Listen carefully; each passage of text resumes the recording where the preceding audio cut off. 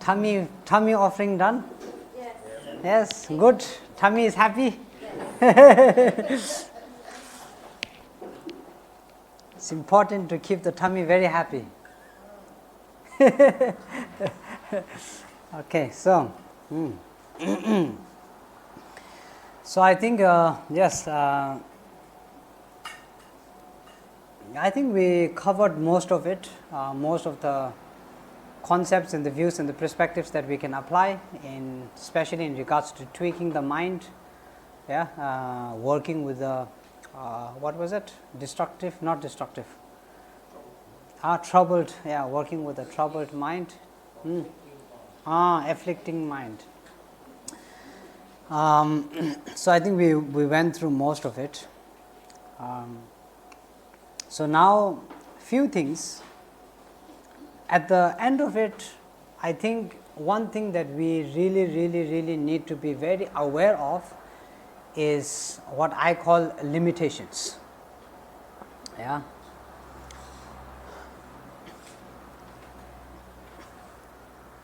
Everything in our life needs to be balanced. Yeah, we love sugar, but we can't have too much sugar. Yeah.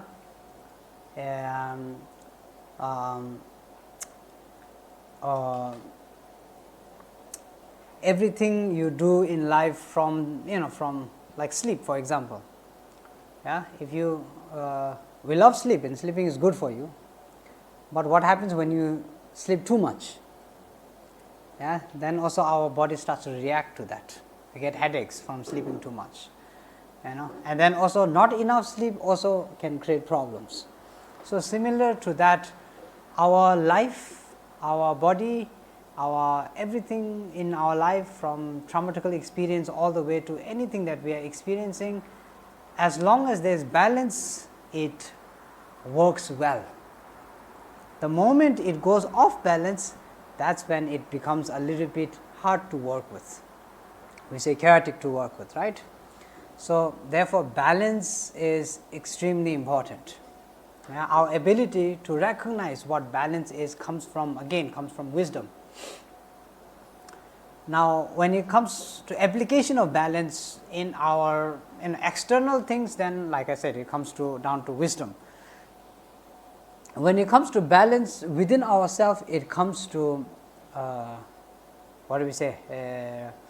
Awareness. And this is why, again, the first topic that we went through, which was discovering your mind, is extremely important, because unless you are aware of your limitations, we all have limits. No matter how kind of a person you are, if someone's able to press enough buttons, right? No matter how kind we say we are, no matter how good we say we are, no matter how long we have practiced, if someone comes by and pushes enough buttons, then we lose it. This is called awareness of limitation. And in practice, that is always existence there. Without us discovering our limitations, then practice sometimes can become dangerous. We push ourselves to the point where we think that it's good for us, but in reality, it ends up harming us even more. We go even more depressed, we go even more problematic, we have an even harder time concentrating, we have a harder time meditating, we have a harder time seeing the truth of the teachings, everything. So that can be a problem that we face because of our limited understanding of where our limits are. So always knowing your mind, one of the things by knowing your mind is applying awareness to our limits. And when the limit, when we find out that we are walking on thin ice, that's the time you figure out, oh, I should take a few steps backwards. And this is important because we have to sustain. That's how what sustainability is, right? We overdo it and it becomes a problem. So one thing is limitations. So discovering your limit becomes extremely important in each and every step of your practice, each and every step of your ability to tweak your mind, and your ability in researching what works for you and what works for your mind.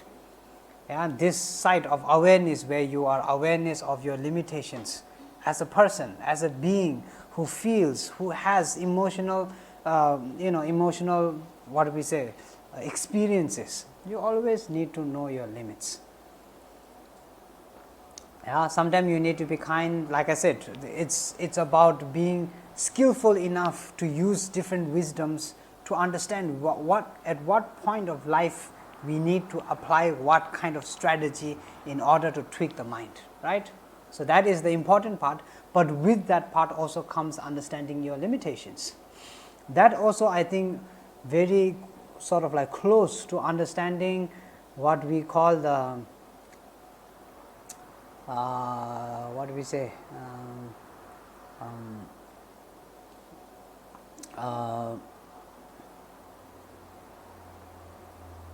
like what we call my Buddhist terminology is going all over the place. Maybe it was the food. When the food is delicious, you lose your mind. And after eating a lot, then you're going like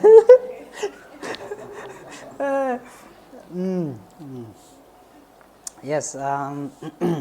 So the concept of understanding our limits and capability. These are the two things that we need to concentrate on: our limits and our capability. Sometimes we put too much pressure on ourselves. We don't know what we are capable of. Our capability is what takes us on steps moving forward into whatever it is, wherever it is we are heading towards. But then if you don't know your capability, if you can only carry 20 kgs and you end up trying to walk up the hill with 60 kgs, the likeliness that you damage your leg or your back is very high, right? So you need to know your capability as well. And this is, I think, something, this has, like I said, it has everything to do with awareness.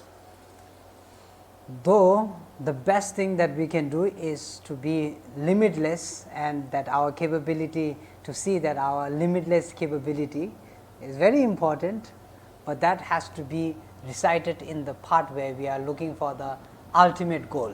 So you need to understand that we can reach that limitlessness, but then it has to start with limit, right? So if you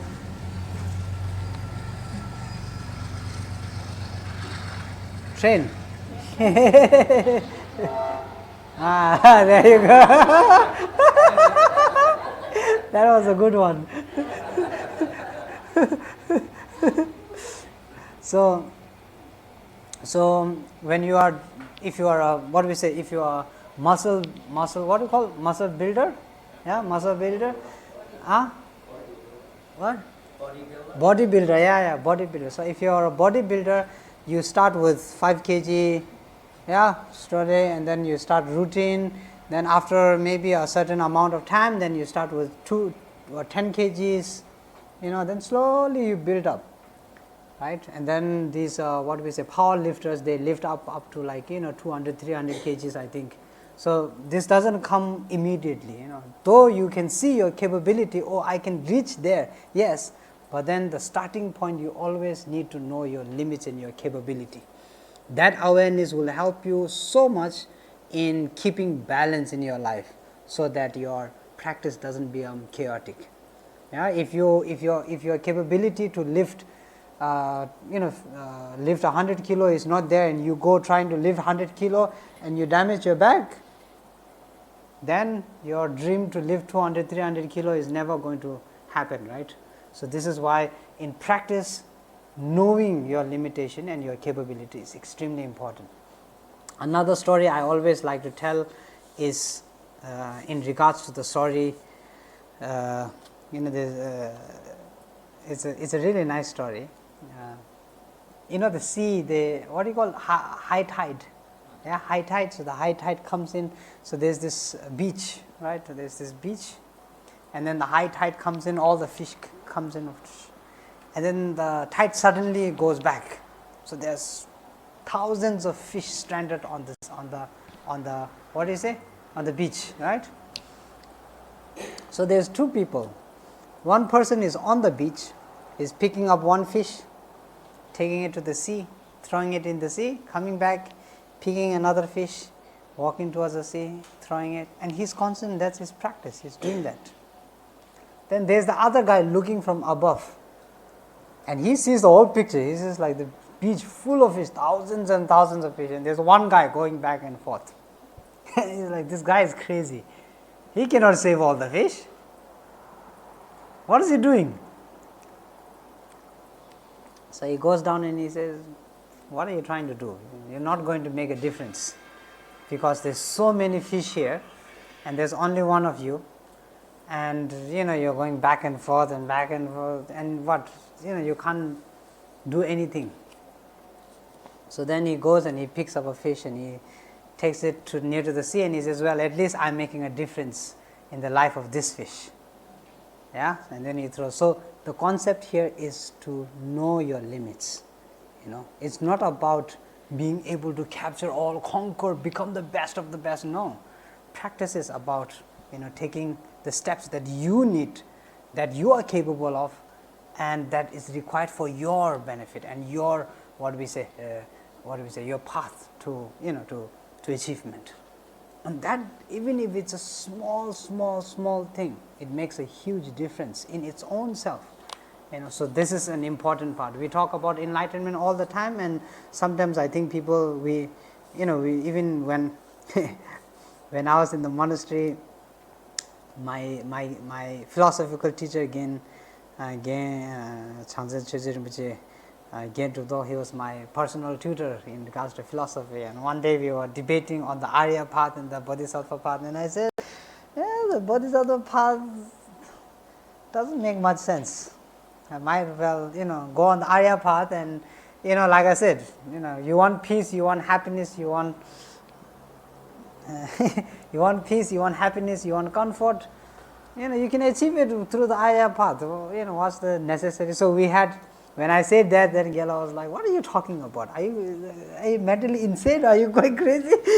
That's not the how Mahayana practitioners should be. This is we have to change in that concept. We have to it has to, you need to learn to incorporate all this, and we debated on all of that. But then at the end of the day, he said, but it starts with the small steps, right? So I think even in the practice of, whether it's in the practice of the higher scope, or whether it's in the practice of the lower scope, just like the example that I gave, in regards to running, just waking up in the morning being the first step.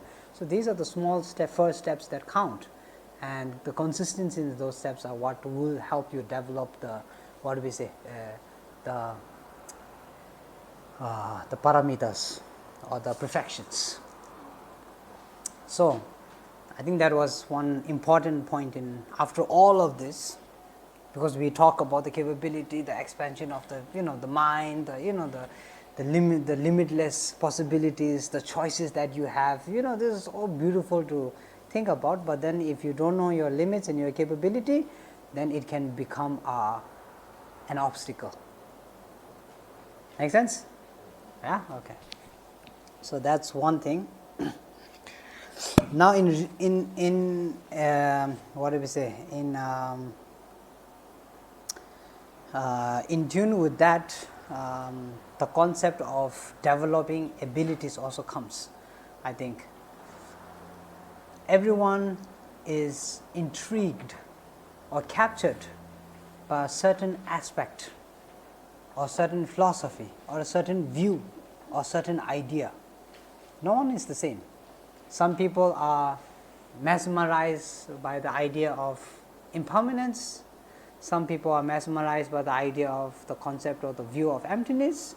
Some people, just the theory or the compassion, the idea of compassion, just lightens their day up. And for some people, it's about none of those. It's all about resilience. And for some people, it's all about ethics, moral, ethical behavior. or ethical way to think, an ethical way to conceive, ethical way to practice, right? So, this differs from person to person. And just like I said, development begins from what inspires you. Is you need to figure out what inspires you the most to have conviction in that. If something does not inspire you, then conviction doesn't come easily. It does come, but it takes twice, 3 times more effort, and the time also extends with the effort, because it takes more effort. Then the chances of you dropping out and then coming in again, dropping out, coming in again, and a lot of us experience that, I think, especially in regards to practice. At one time we were very interested. Oh yes, we must do. Oh, but then after 2 weeks, 3 weeks, and I need a break from all of this. Then again, another person comes and convinces you. Then, oh yeah, I should do. I need to go back to all of that. So this is very inconsistent, right? So building that consistency is important, and this consistency comes from being able to balance. If you do too much, then the likeliness that you take a few steps back is very, very, very, very high. But if you do to a point where you understand your capability and your limits, and you learn to balance it, then there's joy, there's happiness. Yeah, the curiosity is always existent in the practice, and therefore the consistency remains. Yeah, so this is why choosing the practice that inspires you the most, choosing the methods that inspires you the most, choosing the means that inspires you the most, whether it be from the small scope or the medium scope or the higher scope, it doesn't matter. It's like I said, it's not a competition. We are not competing here, okay? So it doesn't matter as long as you are taking the steps. Yeah, and that's that. What else? Yes? What is the best way to find which are switching? I think I always say the best practitioners are those who are able to hold on to the basics, because we are always inspired by something, right? All of you here came here because something that inspired you to come here, whether it be a question, whether it be a person, whether it be a word, whether it be a book, or whether it be a chapter. Yeah, some people, they hear about bodhicitta and they are so inspired by it. Right? Some people hear about what we say culture, and they are inspired by it. Some people, they don't know anything, they just see. Like for me, like I would say Lama Zopa Rinpoche was such a big inspiration for me, because it's not that it wasn't that I was learning under him or anything, just his being as a person, and the what we say, the qualities that he had was so mind blowing, that it was so inspiring. And we talked about a few of those yesterday also, today also, I think. So inspiration, holding on to inspiration, especially the core inspiration that inspired you, that's extremely important. And then you learn to build up on that.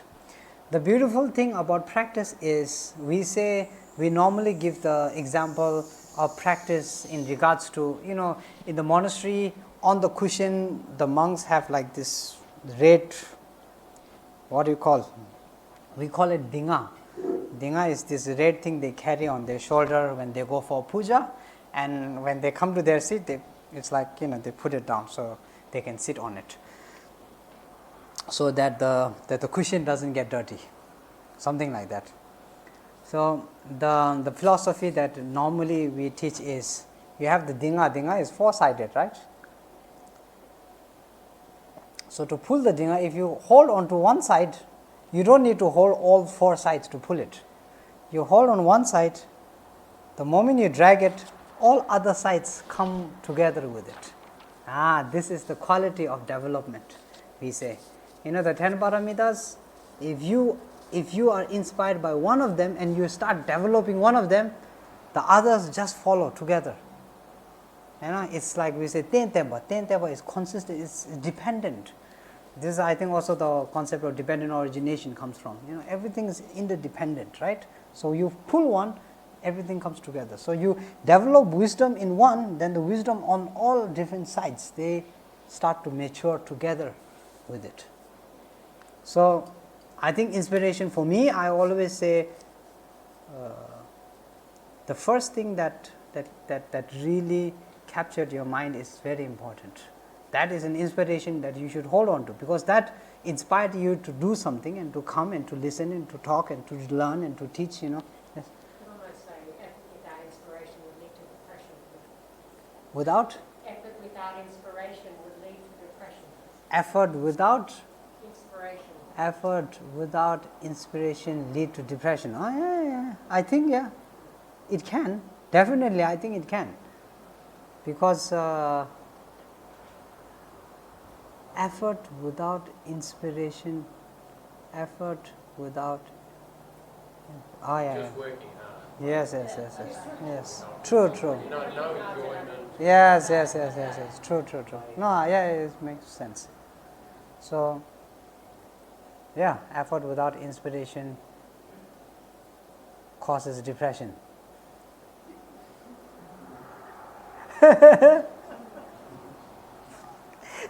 Now I'm thinking about all my efforts. Am I going to go into depression?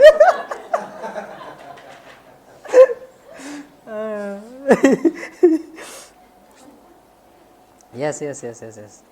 I think, So, conceptually, figuring out, and this is why discovering yourself is so important.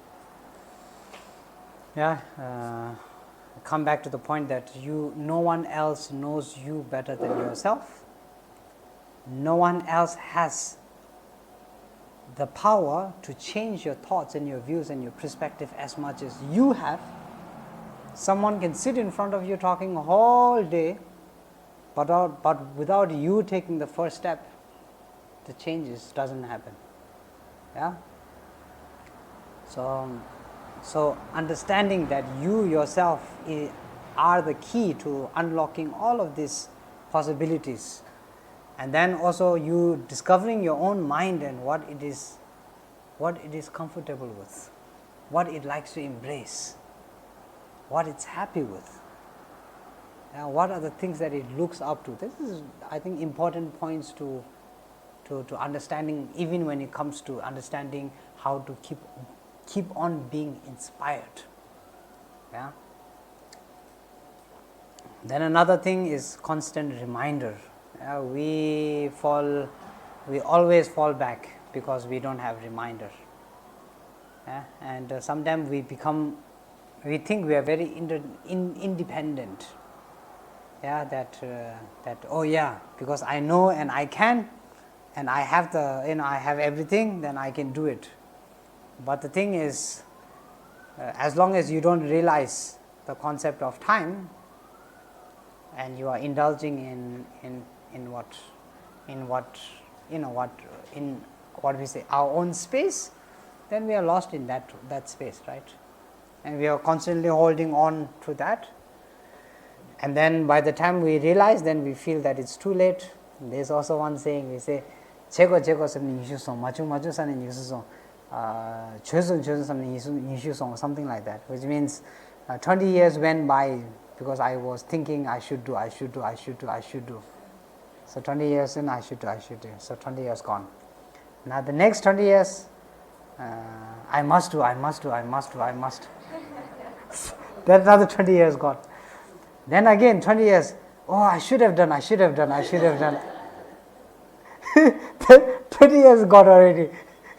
So you see, this happens very, very, very unknowingly in some ways. So being aware of that is, I think, also an important point.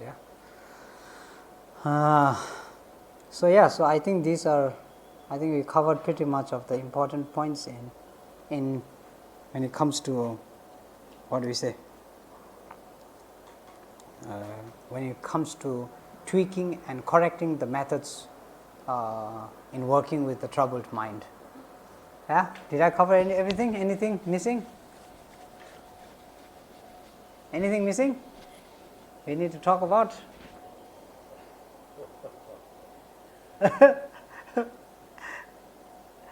No, nothing missing. I had a question. Yes. I find myself, one thing I really struggle with is being content. So the feelings of content are very much something that small fleeting moments of, oh yeah, the lawn's done. Yes, smiling at the washing away. Yes. The room's tidy, then I walk out and I'm like, oh, I've got rid of dishes. Yes. What would your advice, I guess, be to lean in to feel that content, I guess, for longer than minutes and stuff like that? So momentary contentment you're talking about. Yeah? I think momentary contentment has to do a lot with momentary satisfaction. The idea of momentary satisfaction only comes into play when you realize that it is momentary. Our mind is generally sort of like wired to apply the perspective of permanence, and our understanding of impermanence doesn't resonate too much with what we are, because it's like change, right? If the kid is in front of you growing up day to day and you see that kid every day, then you don't see much change. 3-4 months you don't see much change. But then let's say you left for 3 months and you came back and you saw it, oh wow, it's grown up, So our awareness when it comes to understanding the change of in continuity and the change of impermanence is very limited, I think. And same thing goes with happiness and satisfaction, right? We are satisfied because we are sort of like, our mind is constructed to be satisfied with momentary satisfactions, and this is what we are. You look at social media, you look at everything that is thrown at us, from money to that and to this. It's all about using everything we have, using our time, using our knowledge, using our expertise, using everything that we have, even our body, for momentary satisfactions. So we are convinced in some ways, that is one thing. And I think that momentary satisfaction in some ways feels like it can be the ultimate goal, it can be the ultimate achievement, and it's a misconception, of course, because just like you said, it doesn't last, and realizing that it doesn't last is, I think, the first step to really discovering what true lasting happiness is. Contentment, I think, is a little bit different from momentary satisfaction. Contentment, I think, comes from, I would go back and say contentment actually comes from understanding capability and limitation. When you know your limit and when you know your capability, then you are content with it, with what you are receiving and what you are getting. Whereas satisfaction doesn't have so much to do with limitation or what do we say? What is the other one? Limitation and capacity. Yeah. So limitation. Contentment doesn't have much to do with limitation and capacity. I think so. That's why I would put it a little bit in a different category, not in the same category. So momentary satisfaction comes with the concept of the view of permanence, seeing that, because this is the view, right? If I get get the position of the CEO, then everything will work out, right? Then I will have no more worries and everything will just work out. And this is the permanent view. But then when you reach there, the permanent view shifts, right? So the unsatisfaction shifts, and so for the it's like the concept of getting when you are living on rent, then you're worried about the rent, and then you get the house, then you're worried about the house, then you get a bigger house, then you're worried about the bigger house, right? And then so the consistency in that contentment just keeps growing more and more and more. So our idea that we had of what we are content with, what we will be content with in the future, is what keeps us, in some ways, gives us the idea of what contentment is. But in reality, contentment is in the present, right? So shifting it from the future to the present. Yeah, the contentment of, oh, if I had this, I would be content. That is not contentment. That's a view of contentment, a misinformational view of contentment that we are having of the future, which, like I said, the possibility of that not being contentment is very high. Now you shift that into what is right now, and then because we like to compare a lot, instead of comparing up, we compare down, then the contentment you really start to feel the contentment. So that, I think, is more to do with realization of the present moment, and comparatively to the past, seeing the development of the present moment. And then compared to the past, if you don't see the development, then putting effort in the development presently, not for the future, but presently, and seeing the change. Now that is, I think, contentment. Make sense? Yeah. And then for the future, it's less contentment, it's more satisfaction, right? It works with greed, it works with our desire, our attachment, our vision, all of those things. And that has, like I said, less to do with contentment, and more to do with what we say, the view of permanence, meaning the view that I have of what could be is basically permanent for me right now. Because I think, like, if I get the CEO, position, then everything will work out. That's everything. If I get that, I won't ask for anything else. And the minute you get that, then you are thinking, oh, I want more. So that is the concept of permanence. The concept that we have of it right now is a concept, is a view, a misleading view of permanence that we have of that situation. So understanding the impermanence of it, I think, works. So two different parts. Then satisfaction, like I said again, works very closely with your capability and your ability and your limitations. And that's also our focus on how to bring in the concept of contentment. So contentment is basically focus on the present. Yeah, and then if you want to compare it to the past, right? If you are going above, then you are already misinterpreting something, misjudging something, miscalculating something. And there's never contentment, right? It never arises. So yes, okay.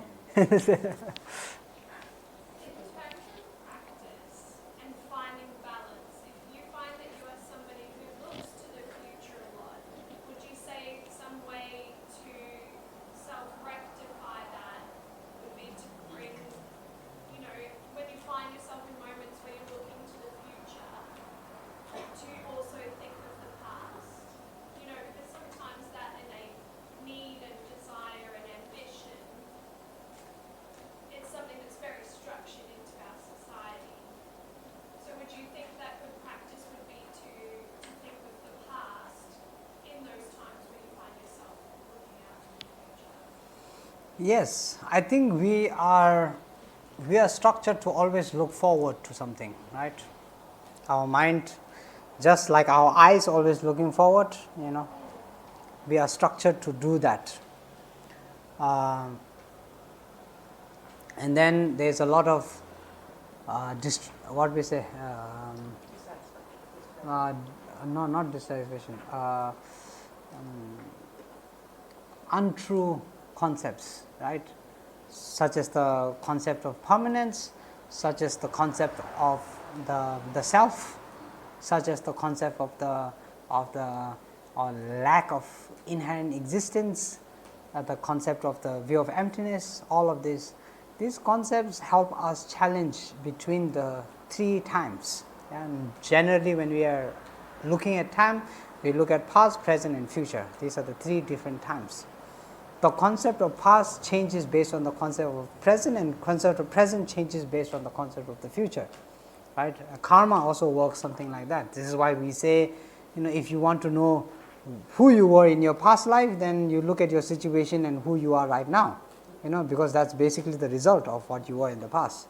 And if you want to know what you will be in the future, then you look at what you are right now, because your actions and whatever is going to be leading you towards that position, or that, so that is one concept.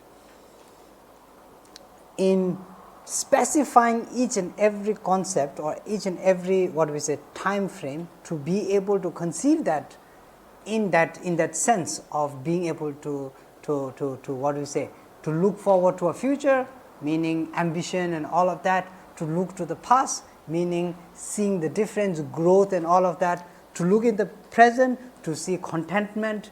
These things, all three are important. Yeah, all three are equally important. The only thing is, we are so focused on the what's in front, that we don't normally, what is in present, we are never aware of the present. And if it's something in the past, then we hold on very tightly onto it, or we completely let go of it. Yeah, so this is the two extremes, nihilism and eternalism. So in either section of time, whether it be past, present or future, you need to come in between nihilism and extremism. Make sense? The balance. So your ability to balance the three, to understand the present focuses on contentment, the future focuses on development, and the past focuses on wisdom gained, experience gained. Now this one is what you are using to shift, because goal is important. Enlightenment, you looking at the final, final goal, which is enlightenment. That's very, very important. So that always has to remain there, right? But then if you are not ready, then you need to focus on the present, based on the past, right? Without basing anything on the past, the present makes no sense. Yeah, if a past didn't exist, then the present wouldn't make sense. And it's in the present that you have the ability and you have the structural necessary capacity, because the movement that I'm doing right now is in the present, is not in the past, is not in the future. Yeah, 5 seconds ago when I was moving my hand like this, doesn't exist anymore, it's gone, right? It's passed by already. So that cannot be your present. The past, basically what I'm saying is, the past cannot be your present, neither the future can be your present. The present is present. And then understanding that your capability to reach out towards the future depends on your present, and understanding that your experience in the past is usable in the present. So the focus is there. Focus is contentment in being able to balance these three. Also, make sense? Yeah, something like that. Almost like what you were saying is, yes, we have to be aware of where we've come from. We need something to aspire to. We need to be inspired to approach something. However, we can't take past steps to be there. Yes. So it's almost like we've got to bring the future into the present, whilst I get to the past. Yes, So yes. have it all at once. Yes, we call incorporating the three times. Yes. Right? You incorporate the three times with the application of wisdom and method. I think that's the real contentment, because looking to the future to be able to achieve enlightenment, to be able to do that, to be able to do this, these are also very, very important. Without a future, the present again makes no sense. Like I said, if there is no future, then for what are we all doing all the things that we are doing? Why would you work? If I said tomorrow is the end of the world, nothing will exist tomorrow, then we wouldn't be working today. We wouldn't be doing all of these things today, right? There are more important things that we will need to focus on, right? Is the happiness that we want to experience today. People who have been given certain days to live. There are a lot of cases where people get diagnosed and then they have they are given like 1 month, 2 months to live. Those are, for those people, now the whole focus shifts. The money doesn't matter, that doesn't matter, this doesn't matter. Now, family starts to matter. Friends start to matter. Kids start to matter. No, my happiness starts to matter. What happens in next life, that starts to matter. This is one thing that we were talking about yesterday, right? The older the age you are, the better the practitioner, time to practice, right? We were talking about that yesterday, right? And it's similar to that, because we are coming close to that, and therefore we discover so many things that we need to take steps into.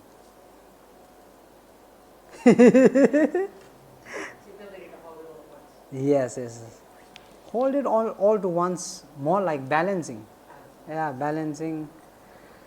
Like I said, there are important parts in all three different sections, and realizing the importance of each and every one of them, and not focusing on developing it to the point where where there is no structure in it. Yeah. Like I said, the present is very important for contentment, and to have that contentment, because joy is happiness is important, and joy is important, and that comes from contentment. Therefore, focusing on the past to see that contentment is also important, right? And then being happy in the progress that you are focusing on. If you are meditating today, being happy that you are meditating today, because it's going to lead towards something in the future. That's also important. That's in itself also a practice of contentment itself, right? So adjusting something like that. I mean, it can differ based on what do we say?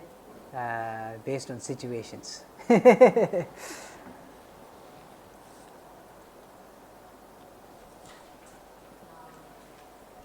How would you explain like mental illness, like serious, like I said, mental illness, like schizophrenia, multiple personalities, complex PTSD, where the mind, where we feel is shows medically that it's taken over, there's other voices, there's other things controlling us. How do you do that? Sorry, I have to ask. Yes, it's interesting, because I mean, there's a lot of different categories. First of all, I'm going to take out some of it. You have very, very severe bipolar disorder, where you need to depend on medication, where you need to depend on psychological drugs to to maintain that balance. Now that's important. That's very important. And to be able to evaluate who is in that category and who needs that kind of help, that's also very important. But nowadays you go to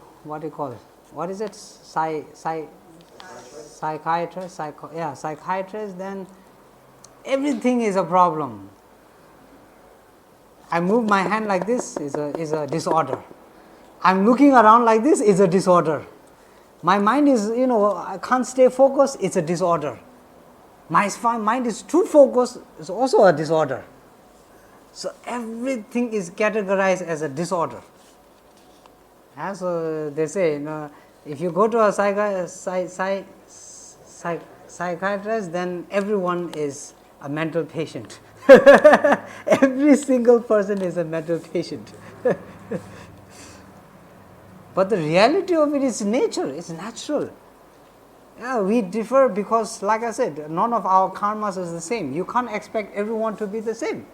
Some are more calm, some are more agitated, some are more nervous, some are more, anxious, some are more depressed.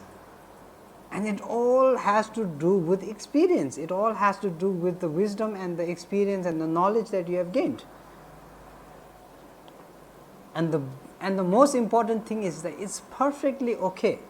It's perfectly okay to be twitching around, no problem. It's only in the eyes of others who see it as a problem that it's a problem. Right? You yourself, not a problem at all. So I think there has to be that balance where we don't diagnose each and every small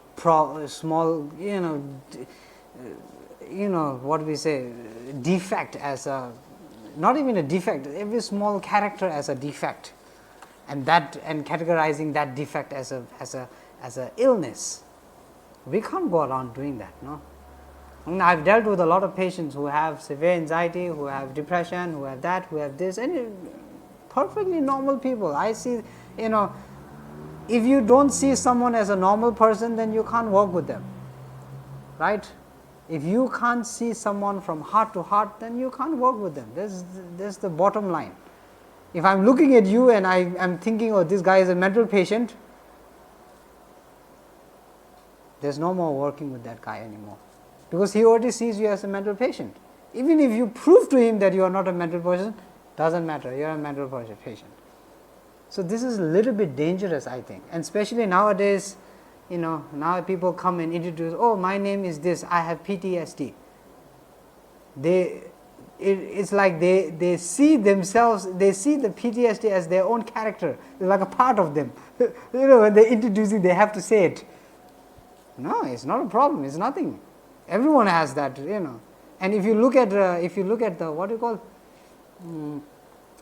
do you call that? Not side effects. Symptoms. Yeah. If you look at the symptoms, if you read the symptoms of PTSD, everything is a symptom of PTSD. You're talking too much, you have PTSD. You're not talking anything, you have PTSD. You are writing too much, you have PTSD. Everything is a symptom there. It's very dangerous to put it out like that, no? At the end of the day, we are human beings. No difference. Karmically coming together, joined, a condition come together based on karmic effort, karmic effects. And at the end of the day, we all have a mind that has certain problems. Yes, we all deal with different issues. And this is samsara. This is what samsara is. We say the definition of samsara is what is it? Nothing is perfect. That's what samsara is. Because nothing is perfect, therefore it's samsara. If everything was perfect, then it's not samsara anymore, right? So we are in samsara. The imperfections are always there. Something wrong with the nose, something wrong with the eye, something wrong with the ear. The imperfection is there. But that's the moment you put that imperfection as a problem, then it really starts to become a problem. So that's what I normally look at things in the way. I don't like to see those things as a problem. And most of my people, people who come to me in regards to, dealing with these kind of, they call it disorders. I sit down with them and they oh yes, I was diagnosed with this and that and PTSD and this and that and then I say, okay, how? And, oh yeah, I have this. I say, I also have that problem. Oh, I talk too much. Oh yeah, I also talk too much.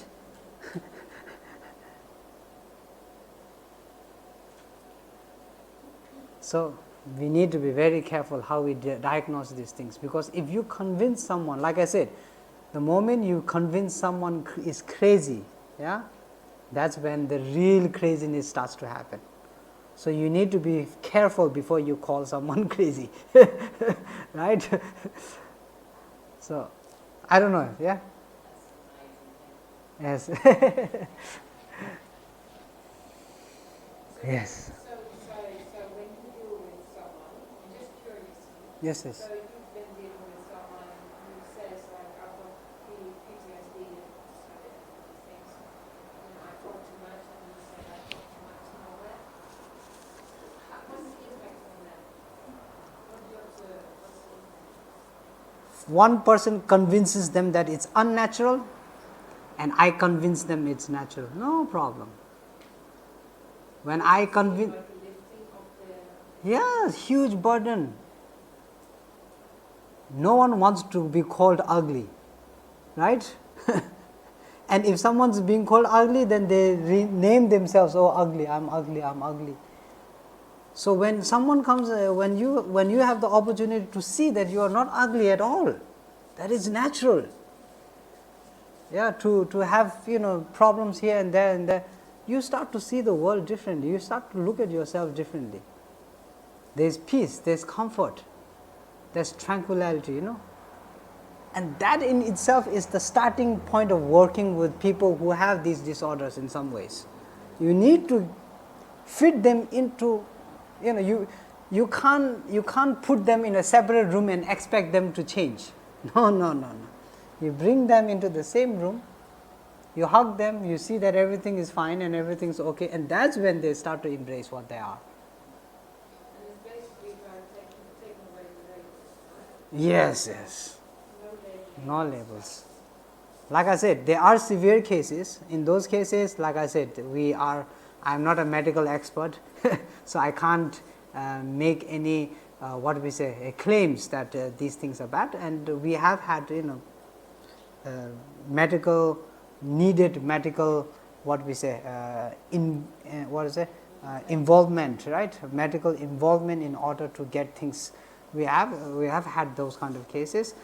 But like I said, these are very, very severe cases, like totally and in those states people don't even realize like what they are doing at all, like their mind, but that's very, very generally we all have, anger issues, we all have sadness, we all get emotional, we all get that, we all get, and we need to see that it's normal. It's normal and it's workable, and with a little bit of love and care and a little bit of understanding and a little bit of patience, you can work through it, right? If you don't have patience and you are saying, oh yeah, medicine, I mean, it's a fast way, you tranquilize someone and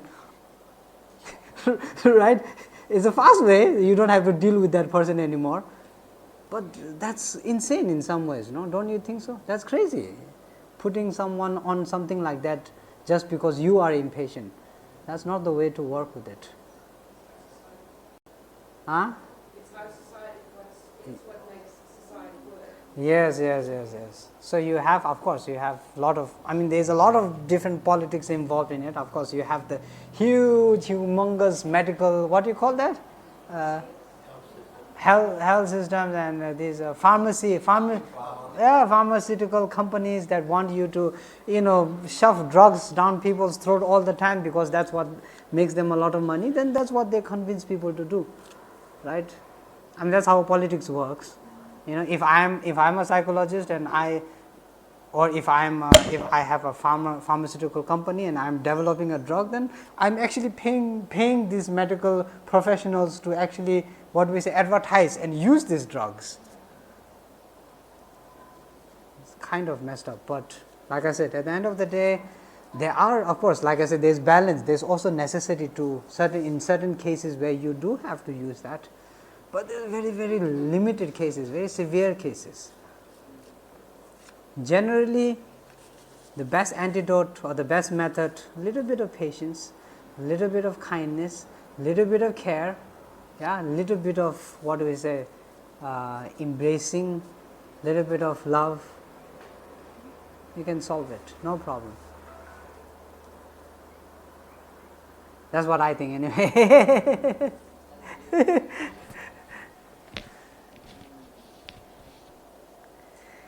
Okay, we're doing good so far. Anyone tired? Everyone tired? Anyone needs a rest? Fresh air? A breath of fresh air? Huh? We take a break, yeah? We take a short break. Stretch yourself out. Stretch your legs, stretch your heart, stretch your mind.